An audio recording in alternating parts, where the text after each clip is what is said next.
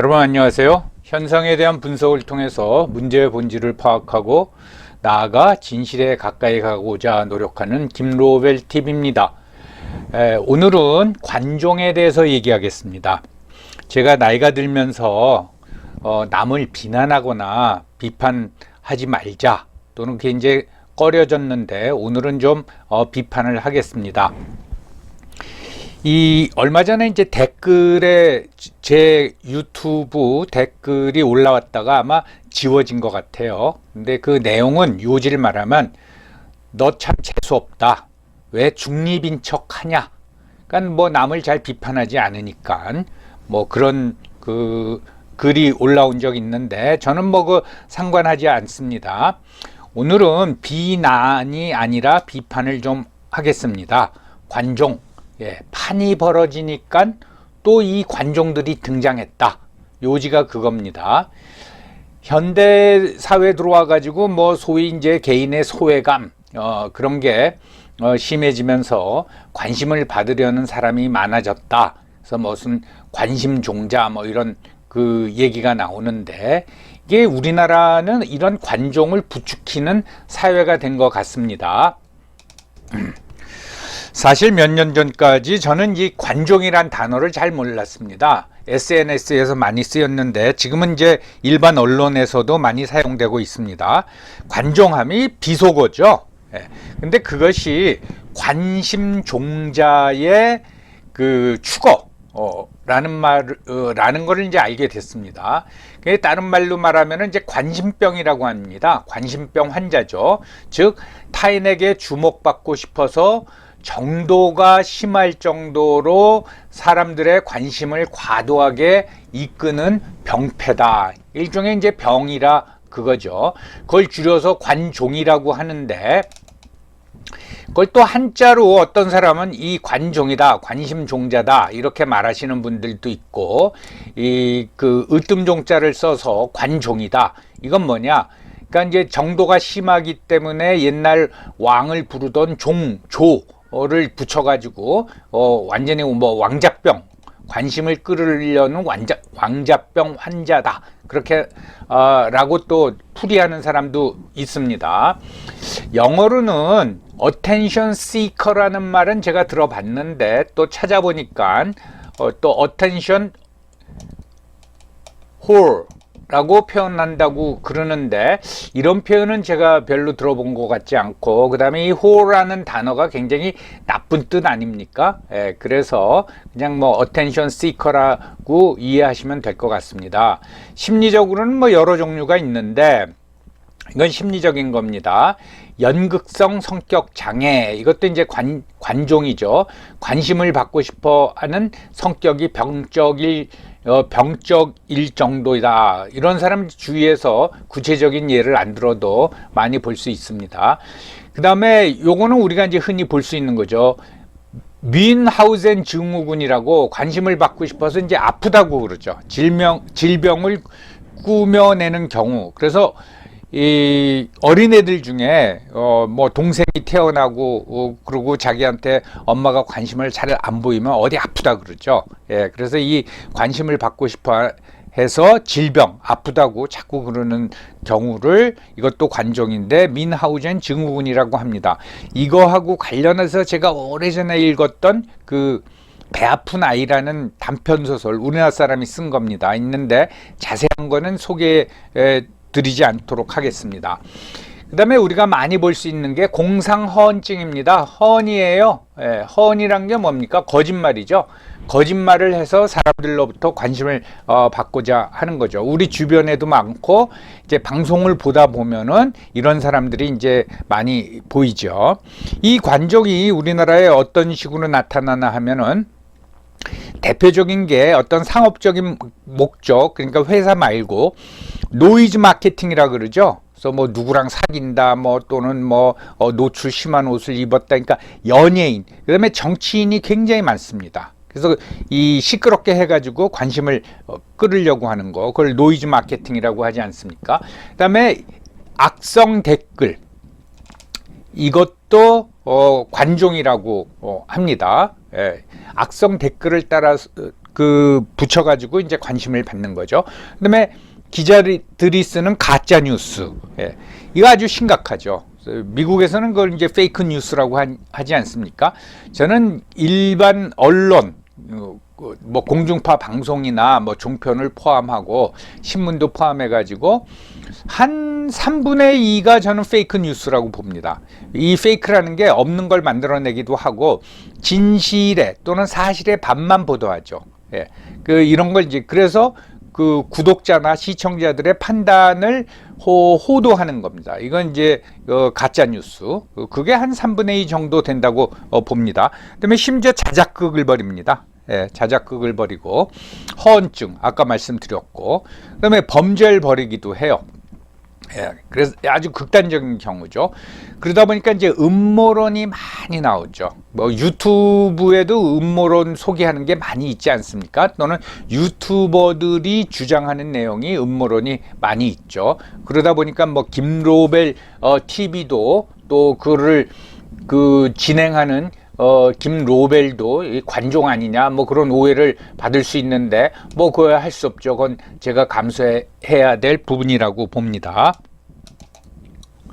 이렇게 이제 관종이 굉장히 많이 퍼져 있는데 사실 인간은 뭐 누구나 관심을 받고 싶어 합니다. 이것이 이제 애착으로 가고 그래야 되는데 뭐 이게 이제 과도한 게 문제죠. 그래서 관종의 예를 든다 했을 적에 그 생계형 관종은 제가 좀 예외로 하겠습니다. 제외시키겠습니다.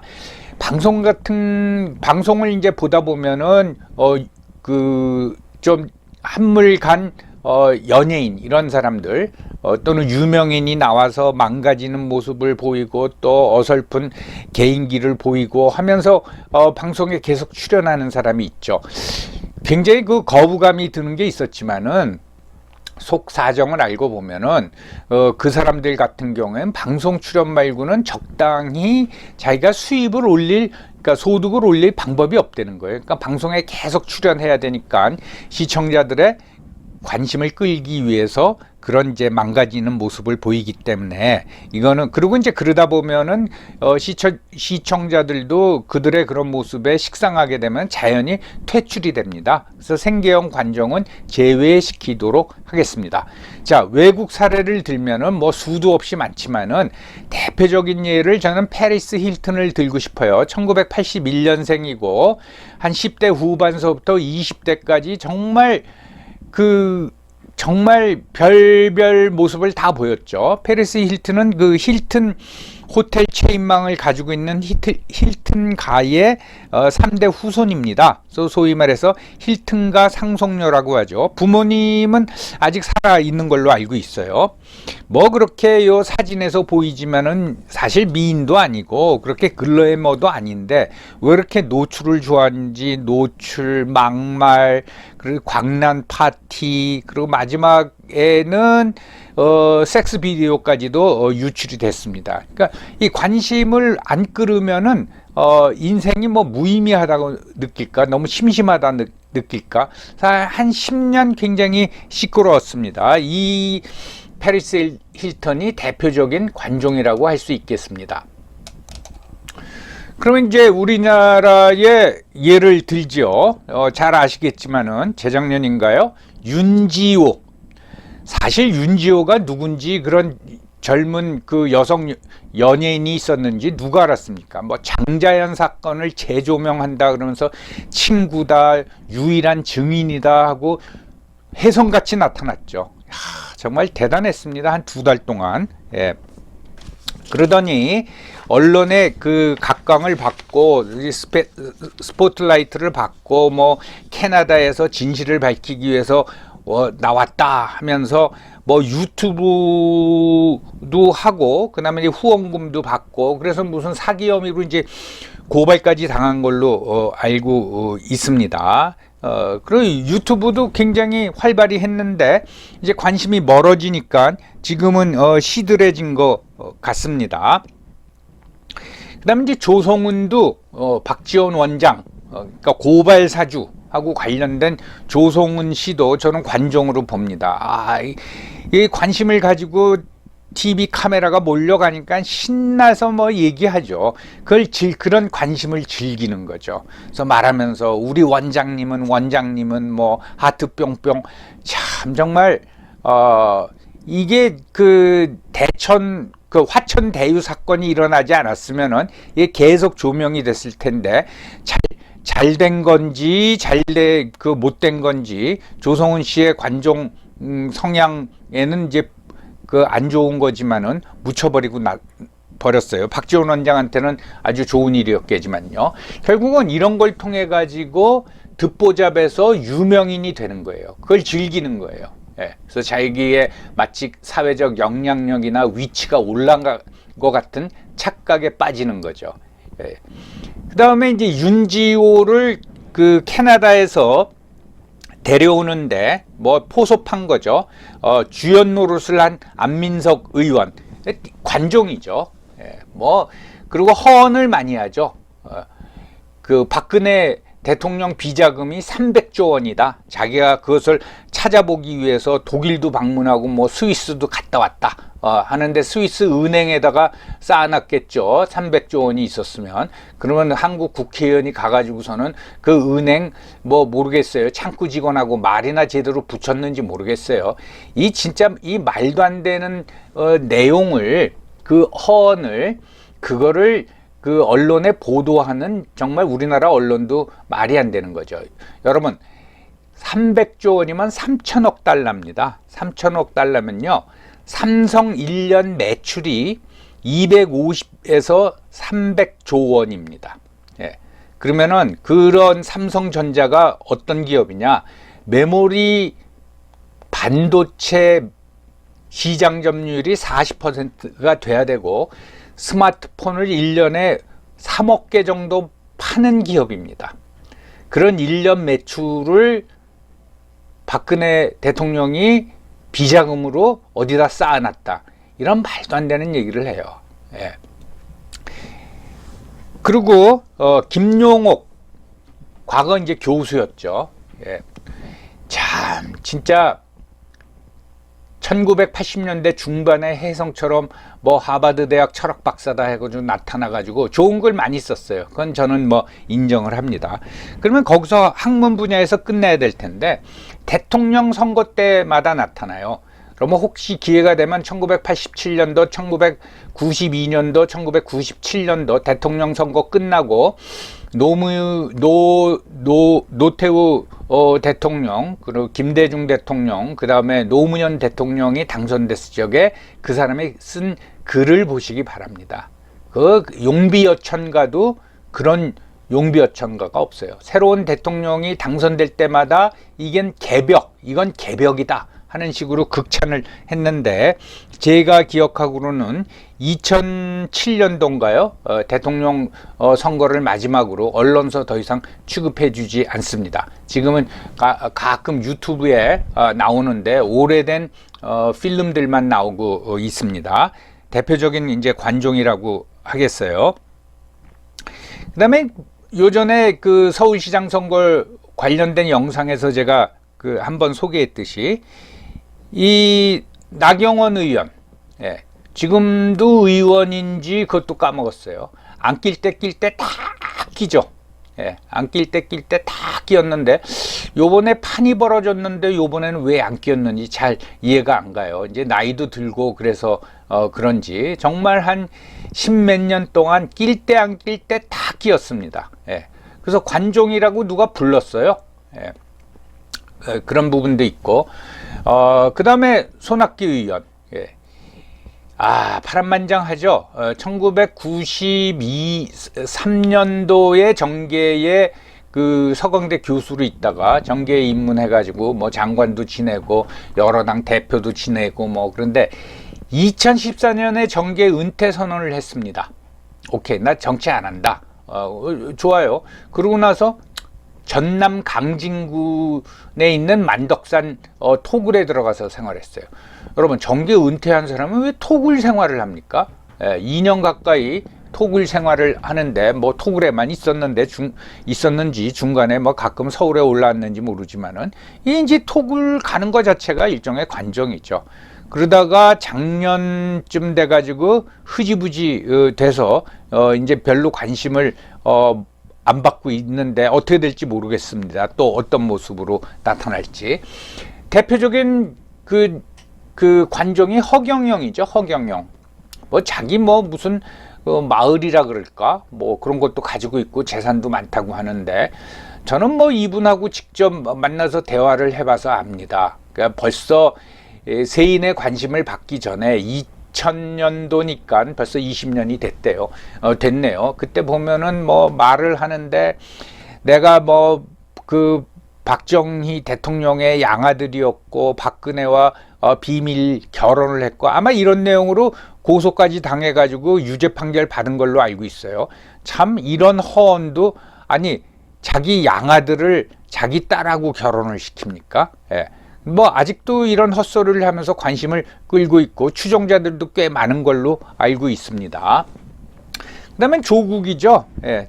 트위터 가입 이후에 15,000개 정도의 트윗을 날렸다고 합니다. 이건 하루에 매일 5개래요. 그러니까 자기가 무슨 말을 썼는지 기억도 못해요. 왜 이렇게 많이 날리느냐? 관심을 끌기 위해서. 그래서 서로 상충되는 것도 많고 이런 사람들이 다 관종입니다. 그렇고 드디어 판이 벌어지잖아요. 내년 3월에 대통령 선거를 앞두고 이제 4개월밖에 안 남았습니다. 판이 벌어지니까 또 관종들이 등장했습니다. 누구냐? 이건 뭐 제 개인적인 판단이긴 합니다. 정의당의 심상정 대통령 후보, 국민의당의 안철수 대통령 후보입니다. 두 분 다 이제 60이 넘었어요. 심상정 후보는 그 전에 대통령에 2번 출마를 했어요. 죄송합니다. 한 번 했네요. 한 번. 2017년도 대통령 후보로 출마를 했고, 그 다음에 2022년도 내년 선거를 앞두고 이제 대통령 후보로 출마를 했는데, 이분은 그 정계 입문을 2004년에 했습니다. 민주노동당 비례대표로 당선이 돼서 지금 이제 4선 의원이죠. 그러다가 2008년에 민주노동당을 탈당을 했는데 이 이력을 설명해 드리는 이유가 있습니다. 이때 민주노동당이 진보정당으로서 한쪽 방향으로 너무 간다. 즉 우리나라 좌파의 양대 산맥인 NL, PD 중에서 NL 쪽으로 너무 치우치고 있다. 뭐 그런 사건이 있었습니다. 그래가지고 노회찬 의원, PD 계열이죠. NL과 싸우고서는 나왔죠. 그때 이 탈당파가 민주노동당 NL계에다가 이제 비난하면서 한 말이 종북이란 단어입니다. 그래서 이 종북이란 단어는 우리나라 보수나 우파가 만들어낸 그 말이 아니고 우리나라 좌파 진영 내에서 주도권 싸움을 하다가 PD 계열이 NL 계열을 비난하면서 쓴 용어입니다. 종북. 탈당하고 그다음에 2012년에는 이석기 이정희의 통합진보당에서 또 탈당했죠. 그 탈당 이유도 또 같습니다. 너희는 종북이다 하고 탈당을 했어요. 이때까지는 이제 자기 역할을 했는데 2017년 대통령 후보 별로 큰 역할을 못했죠. 한 6% 득표를 했습니다. 그러고서는 이제 낙선을 하고 요번에 5년 만에 다시 대통령 후보로 이제 나섰습니다. 왜 관종이라고 그러느냐? 자기 역할이 없습니다. 저는 2012년 통합진보당과 탈당하면서 새로운 좌파 정당을 만들 때 그때까지는 역할을 했다고 봐요. 근데 2017년 대통령 후보 때도 큰 역할을 못했고 그 이후에 현 정권에서 보면은 특히 그 선거법 개정 당시에 심상정 대표의 그 역할을 보면은 이건 뭐 여당에 이중된지 뭔지 뭐 도저히 뭐 알 수가 없더라고요. 그래서 이 사람의 역할이 끝났구나. 이제 자기 어떤 보신이나 그것만 생각을 하는구나. 예, 그렇게 생각하고 있었습니다. 그런데 요번에 또 대통령 후보로 나오는 거 보고 죄송하지만 제 기준으로 당신은 관종이요. 이렇게 레이블을 하기로 했습니다. 안철수 씨는 2006년 그러니까 40대 중반서부터 그때 이제 서울시장 선거 때 어느 당에서 후보 영입을 하려고 그랬고 노무현 정권 때도 계속해서 정보통신부 장관직 제의가 있었어요. 그리고 이제 그분이 어떤 대중 인기인으로 떠오른 거는 2009년에 무릎팍도사 47살 때입니다. 그리고 2011년에 청춘 콘서트 박경철, 시골의사 박경철, 그리고 김재동 하면서 돌아다니면서 인기를 끌었고, 아시겠지만 2011년에 서울시장 선거 나가겠다 그랬다가 박원순에게 이제 양보를 했고, 2012년에 대선 출마 이제 선언을 했는데, 재밌는 게 이때 여론조사를 보면요, 박근혜하고 붙여도 이기는 걸로 나오고 훨씬 이기는, 그때 문재인하고 붙여도 이기는 걸로 나왔어요. 근데 느닷없이 선거 얼마 앞두고 자기는 안 나가겠다고 사퇴 선언을 하고 문재인 지지를 했습니다. 그리고 공동 유세도 다니고 그랬어요. 그런데 2017년에는 국민의당 대통령 후보로 나와서 이제 3위를 했죠. 그 1등은 당연히 이제 당선인 문재인, 2등은 그 홍준표, 그리고 3등을 했죠. 그리고 2018년에 서울시장 선거 나와가지고서는 또 1등한테 밀리고 2등 김문수하고 밀리고 이제 3등을 했습니다. 예. 그리고 2021년 금년도 서울시장 선거 때 후보 단일화, 야권 후보 단일화를 한다 해서 오세훈 후보한테 졌습니다. 그래서 오세훈 씨가 이제 후보가 되고 당선이 되지 않았습니까? 저는 거기서 그 역할이 저는 끝났다고 봅니다. 제가 왜 이 두 사람을 관종이라고 하느냐, 그러면은 뭐 자기 정치인으로서 무슨 그 공직 선거에 나가는 거를 왜 뭐라 그러느냐, 그렇게 말할 수도 있고, 이 두 사람은 분명히 자기들이 그 가지고 있는 팬덤이 분명히 있어요. 그렇지만 대통령 후보는 아니라는 거죠. 왜냐하면 시대적 흐름이나 선택과는 이 두 사람은 맞지 않습니다. 그런데 이 두 사람은 맞다고 생각하는 거예요. 그리고 본인이 당선될 거라고 생각하지도 않을 겁니다. 그러면서 굳이 나오는 거예요. 왜? 관심을 끌어야 되니까. 관심이 없으면 너무 심심하니까. 그렇게밖에 해석이 안 된다라는 거죠. 그리고 이 두 사람이 대통령 후보로 나왔을 적에 희망을 갖는 사람들도 없습니다. 기대를 갖는 사람들도 없어요. 아주 극렬한 추종자 팬덤 빼놓고는. 물론 심상정 정의당 후보가 나오면은 지금의 여권에서는 싫어하겠죠. 안철수 씨가 나오면은 지금 야당 지지자들은 싫어하겠죠. 이걸 떠나가지고 전체적으로 봐서 이분들의 시대적 어떤 역할은 끝난 게 아니냐, 그겁니다. 그럼에도 불구하고 본인들도 당선 가능성이 있고 뭐 새로운 희망을 주겠다는 계획도 없으면서 나온다. 이거는 제가 보기에는 그거는 권력 추구하는 거 외에는 다른 할 일이 없다라는 거예요. 그건 뭐냐? 거의 20년 정치 생활 20년, 10년 넘게 하면서 자기 개발을 안 한 겁니다. 우리나라 일반 직장인들도 40대 중반 되면은 자기 개발을 위해서 뭐 학원도 다니고 뭐 그러지 않습니까? 이 사람들은 안 한 거예요. 오로지 그 판에서 자기의 기득권을 가지고 계속 생명을 연장해 보겠다, 정치 생명을 연장해 보겠다 라는 것밖에는 안 된다, 이 말입니다. 특히 안철수 씨 같은 경우는 40대 중반서부터 주어진 기회가 많았어요. 무슨 상황 속에서 어떤 이유로 그 기회를 자기가 스스로 포기했는지는 모르지만은 그런 기회를 다 날려보내고 이제 또 나오겠다. 이거는 저는 이해가 안 가고, 그래서 관종이라고 이름을 붙이는 겁니다. 짐작하시겠지만 관종은 대부분 나르시스트입니다.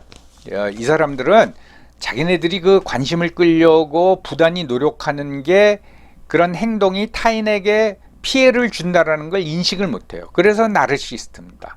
그래서 사고가 자중심적이고 항상 자아도취에 빠져 있어요. 예. 그런 사람들이 공적 의무를 제대로 수행할 수 있을까라는 의문도 들고, 또 뭐 어설프게 분석을 하면 오히려 그것이 자신감의 부족이에요. 자아 미성숙이에요. 예. 그래서 이 관심이 없으면 개인이 무력감을 느낍니다. 예. 좀 병리적으로 해석해야 될 부분이 굉장히 많이 있습니다. 그럼 관종은 뭐냐? 무관심으로 대처해야 돼요. 예. 왜냐하면은 이 관종들은 선풀도 좋아하지만 악풀도 즐겨요. 왜? 아, 관심. 그래서 연예인들이 하는 말이 그런 말이 있지 않습니까? 선풀, 악풀보다 더 그 자신을 비참하게 만드는 게 무풀이다. 그러니까 이 무관심. 그런데 이 특히 안철수, 심상정에 대해서는 언론이 계속 보도를 해줘요. 언론이 그걸 부추겨 주는 거예요. 예. 작년에 나온 책입니다. 이몽택 작가가 쓴 건데 관종의 조건이라는 책이 있습니다. 이 책은 뭔가 하면은 관심을 받으려고 노력하는 거는 반드시 부정적으로 보면은 안 된다라는 거죠. 예. 그렇기 때문에 이 긍정적 관종의 4가지 조건에 대해서 얘기하고 있습니다. 첫째는 꺼지지 않는 가시성이라는 거죠. 예. 남의 눈에 띄어야 된다라는 거죠. 그래야지 이제 관심을 사람들이 보일 거 아닙니까? 그래서 많은 경쟁자 사이에서 관심을, 자기한테 관심을 끌 수 있는 능력하고 그러려면 실력도 있어야 되고, 그리고 다른 사람과 차별화해야 된다는 거죠. 두 번째는 감당할 수 있는 적정선, 즉 관심을 끌더라도 올바른 방식으로 이야기해야 된다는 겁니다. 예. 나는 뭐 박근혜와 최순실이 그 뇌물을 받아가지고 비자금을 쌓아놓은 걸로 의심한다. 그걸 우리가 찾아내도록 노력해야 된다. 거기까지는 적정선입니다. 그게 300조 원이다. 이거는 올바른 방식을 벗어난 거죠. 그 다음에 고집스러운 협력성입니다. 물론 이 책은 개인이 아니라 어떤 그 기업을 중심으로 썼기 때문에 이게 나오는데, 이게 관심을 끌기 위한 방편을 마련하기 위해서 조직의 평등성을 망치면 안 된다라는 거죠. 그러니까 다른 사람을 희생시키면서 자기가 관심을 끌려고 하면 안 된다라는 겁니다. 이건 개인한테도 해당이 되는 거죠. 그리고 마지막으로 절대적인 진실성이라는 거죠. 내가 관심을 끌기 위해서 관심을 유도하는데 그 콘텐츠 자체가 거짓이어서는 안 된다라는 거예요. 절대적인 진실성이라는 거죠. 자, 그래서 다시 말씀드리지만 4가지, 꺼지지 않는 가시성, 감당할 수 있는 적정선, 고집스러운 협력성, 절대적인 진실성, 이 4가지가 관종의 조건이라는 겁니다. 근데 아까 제가 예를 든 뭐 페리스 힐튼서부터 쭉 내려와 가지고 윤지호, 심상전, 안철수까지 얘기하면서 이 4가지가 여러분들은 보이십니까? 전 보이지 않는 거예요. 이런 조건을 안 가지고 있습니다. 그러면은 남한테 피해를 주는 관종밖에는 안 된다라는 겁니다. 앞에 예를 든 그 관종이라고 제가 분류한 사람들은 왜 그렇게 됐느냐? 예, 특별한 노력 없이 그 지위에 올라가서 그렇습니다. 뭐냐면 입이 아니고 실력으로 경쟁하는 분야에는 관종이 별로 없습니다.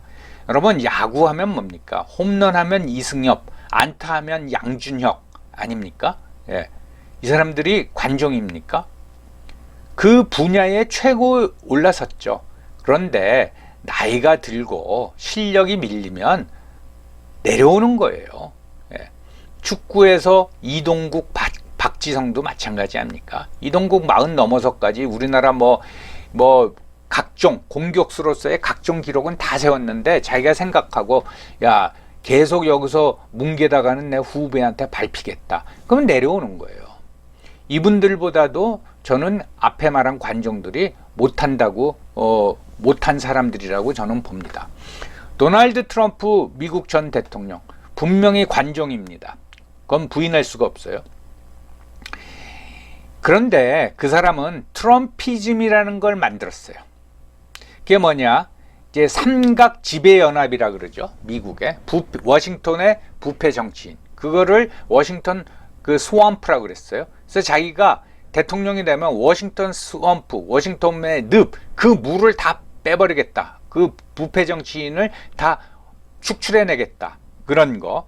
그 다음에 빅머니가 일반 미국 국민들의 돈을 수탈해가는 걸 내가 막겠다. 그리고 빅테크 또 이제 자기가 횡포를 막겠다. 이걸 얘기한 겁니다. 여기에 소위 빅미디어도 합세를 해가지고 트럼프를 결국은 4년 동안 지속적으로 공격을 한 거죠. 그런데 여기에 대해서 부패 정치인 빅머니, 빅테크가 삼각 지배연합이라는 거에 대해서 일반 미국 국민들이 많이 인식을 하고 있었습니다. 이걸 몰아내겠다. 그래서 트럼피즘이 생긴 겁니다. 관종의 역할을 해도 그런 관종의 역할을 해야 된다는 거죠. 우리가 잘 알고 있는 메가더 장군, 뭐 인천 상륙작전을 성공시킨 메가더 장군, 1880년에 태어나서 1964년에 이제 사망을 했는데 2차 세계대전 전에 이미 육군 참모총장까지 최연소로 타진했어요. 그러다가 특별히 그 대통령의 임명에 의해 가지고 필리핀 주둔군 사령관을 하고 이제 전쟁이 터져서 태평양 그 사령관을 지내고, 그리고 또 전쟁이 끝난 후에는 6.25 전쟁이 일어나서 유엔군 사령관이 그 태평양 사령부 사령관이 되고 했을 적에 결국은 1951년에 확전을 주장하다가 당시 민주당 대통령이었던 트루만에 의해서 해임이 돼버리죠. 굉장히 인기가 좋았습니다. 그런데 해임되자마자 얼마 안 돼가지고 미국 의회 상하원 합동회의에서 메가더 장군을 불러요. 대통령이 해임시킨 군인을 불러서 연설을 듣습니다. 예. 왜? 인기가 워낙 좋았으니까. 그래서 연설을 하죠.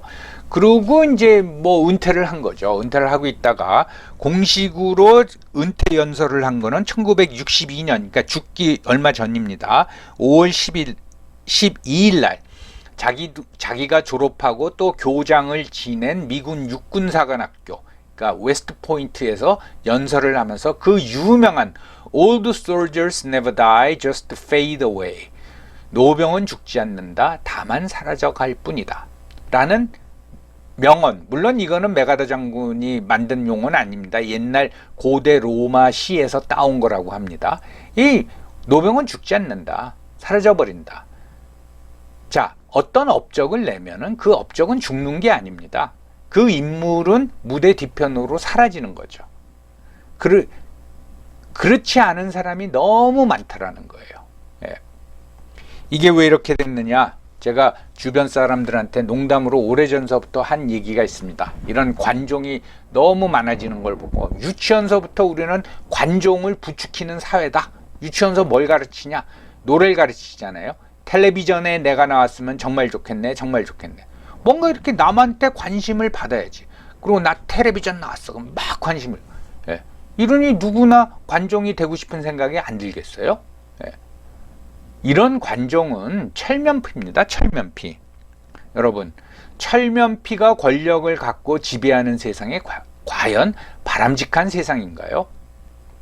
자, 오늘 모처럼만의 특정인을 제가 뭐 비난은 아니고 비판하는 그 영상을 올렸습니다. 정말 제가 이거 그 심사숙고 끝에 올렸는데 해도 너무하다라는 생각이 들어서 올렸습니다. 왜 심사숙고 했느냐? 제가 거론한 몇 명은 저랑 뭐 친한 사이는 아니지만 그래도 안면은 트고 지내는 사이인데 그럼에도 불구하고 제가 좀 심하다 싶어서 이렇게 영상을 올렸습니다. 여러분 감사합니다.